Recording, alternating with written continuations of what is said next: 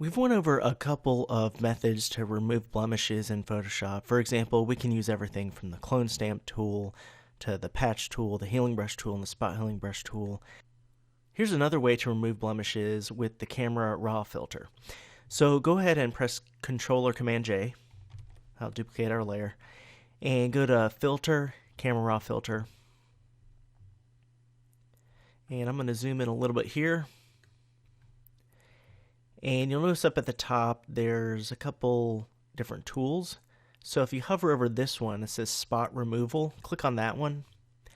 And over here, it brings up this panel here, this menu. You can control the size. You can go left and right, make it larger or smaller. You can also press the left and right bracket, just like we can do with the brush tool or any tool that uses the brush in the Photoshop Tools panel.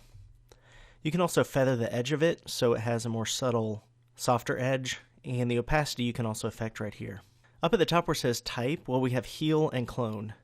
So Heal is kind of like the healing brush tool where it's going to mix in a little bit better. And then Clone is just going to take from one area and just place those pixels from the source to the destination area with the soft edge if we set the edge to feather. So let's do Heal for this example.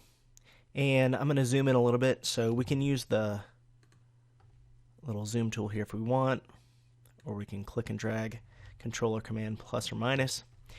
And what we want to do is select that again. All right. And then we don't want it to be much larger than the actual spot. So let's say we were just going to move this mole or freckle. And so what we want to do is just click and let go. And you'll notice it tells me where it's pulling from. And this is an active effect. So I can actually move it around. So I can tell it, no, pull from up here. Well, that would pull from the hair, obviously, right? So we wouldn't want to do that. We want to pull somewhere where it's going to have similar tone and hue. So something like that. Then I can click over here. And this is, problematic. It automatically pulled from the hair, so I want to pull that over right there, and that's better. We can also adjust the size of it after the fact. All right, so I click here, create another one, click here, click here.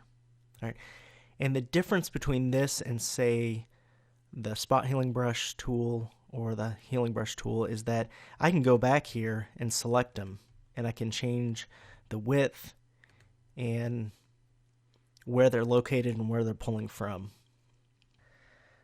Let me zoom out a little bit here. Another thing we can do, earlier we added a adjustment layer that was using kind of a curves to show where some of the spots are that we might not normally see.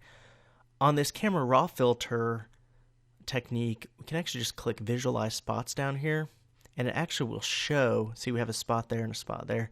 It really shows where the spots are.